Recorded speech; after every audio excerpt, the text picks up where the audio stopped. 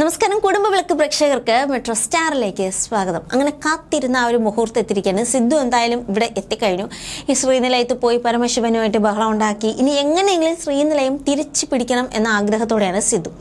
അതിനിടയിൽ സിദ്ധു ഒന്ന് എല്ലാവരെയും കാണാൻ പോകുന്നുണ്ട്. തൻ്റെ മക്കൾ, മരുമക്കൾ, ചെറുകുട്ടികൾ, അതുപോലെ സുമിത്രയും തൻ്റെ അമ്മയും കാണാൻ വേണ്ടി പോവാണ് അനിരുദ്ധ്. എന്തായാലും അനിരുദ്ധിലൂടെയാണ് ഇനി അറിയാൻ പോകുന്നത് തൻ്റെ അമ്മ ജീവിച്ചിരിപ്പുണ്ട് എന്നുള്ള സത്യം ഇനി അനിരുദ്ധ് തിരിച്ചറിയാൻ പോകുന്നത് സിദ്ധുവിലൂടെയാണ്. കാരണം കഴിഞ്ഞ ദിവസം സ്വരമോൾ ഇങ്ങനെ ഒരു ക്ലൂ ഒക്കെ ഇട്ട് കൊടുത്തിട്ടുണ്ട്. ടീച്ചർ അമ്മേനെയും അച്ഛമ്മയും കണ്ട ഒരുപോലെയാണ് അച്ഛ എന്നൊക്കെ പറഞ്ഞിട്ടുണ്ട്.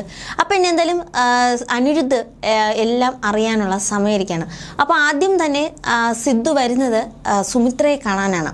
സുമിത്രയെ തൻ്റെ അമ്മയും കാണാനാണ്. അപ്പം എല്ലാ വിവരങ്ങളും സിദ്ധു അറിയുന്നുണ്ട് എന്നതാണ് സത്യം. അപ്പോൾ ഇവിടെ ആരും ഇല്ലേ വന്ന് ചോദിക്കുമ്പോൾ തന്നെ സരസ്വതി അമ്മ സൗണ്ട് തിരിച്ചറിയുകയാണ്.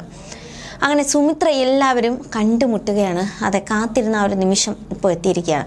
അത് മാത്രമല്ല സിദ്ധു നേരെ അനിരുദ്ധിനെയൊക്കെ കാണാൻ പോകുന്നുണ്ട്. അപ്പോൾ ചെറുകുട്ടിയെയൊക്കെ തലോലിച്ച് ഇങ്ങനെ പോവാണ്. അപ്പോൾ എല്ലാവരും ഒന്നിക്കാനുള്ള സമയമായിരിക്കുകയാണ്. അപ്പോൾ ഇനി ഓടേണ്ടവർ ഓട്ടം തുടങ്ങും. അതായത് ദീപ് ഉൾപ്പെടെയുള്ളവർ ഇനി ഓട്ടം തുടങ്ങാൻ സമയമായി എന്നർത്ഥം.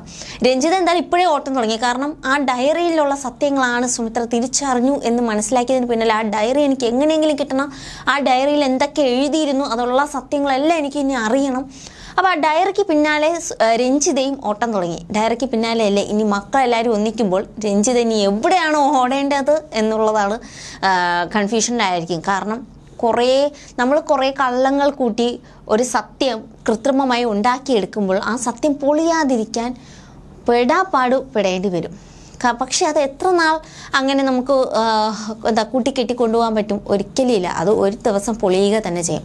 അപ്പോൾ അതാണ് ഇവിടെ സംഭവിക്കാൻ പോകുന്നത്. എന്തായാലും രഞ്ജിത ഇത്രയും സ്വത്തുക്കളൊക്കെ കൈവശം വെച്ച് അനുഭവിക്കുകയാണ്. അപ്പോൾ അത് കൈവിട്ട് പോകാതിരിക്കാനുള്ള ഓട്ടം രഞ്ജിത തുടങ്ങിയിട്ടുണ്ട്.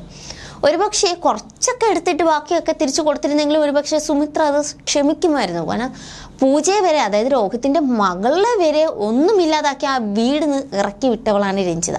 ആ രഞ്ജിതയോട് ക്ഷമിക്കേണ്ട ഒരു കാര്യമില്ല. അപ്പോൾ എന്തായാലും സിദ്ധുവിൻ്റെ വരവ് എല്ലാം മുൻകൂട്ടി കണ്ടുകൊണ്ടാണ്, കുറേയൊക്കെ പ്ലാൻ ചെയ്തുകൊണ്ടാണ് ഫസ്റ്റ് ശ്രീനിലയം തൻ്റെ കയ്യിലാക്കണം എന്നുള്ള ഒരു തീരുമാനത്തിലാണ്. ആ ശ്രീനിലയത്തിൽ തൻ്റെ അമ്മ, സുമിത്ര, അതുപോലെ തൻ്റെ മക്കൾ, പേരക്കിടാങ്ങൾ എല്ലാവരെയും കൊണ്ടുവന്ന് ഒരുമിച്ച് താമസിപ്പിക്കണം. അതായത് സുമിത്രയുടെ ആഗ്രഹം പോലെ തന്നെയാണ് സിദ്ധുവും ചിന്തിക്കുന്നത്. അപ്പോൾ ഇവർ രണ്ടുപേരും ഒന്നിച്ച് നിന്ന് ഈ ഒരു നീക്കത്തിലേക്ക് പോയി കഴിഞ്ഞാൽ പരമശിവോ രഞ്ജിതയെല്ലാം അവരുടെ മുമ്പിൽ ഒന്നുമല്ലാതായിത്തീരുന്ന ഒരു അവസ്ഥയിലേക്ക് എത്തിച്ചേരും. അപ്പോൾ അതിനുവേണ്ടി നമുക്ക് കാത്തിരിക്കാം. അപ്പോൾ കൂടുതൽ സീരിയൽ വിശേഷങ്ങളുമായി നമുക്ക് മറ്റൊരു വീഡിയോയിലൂടെ കാണാം. അതുവരെ ബൈ.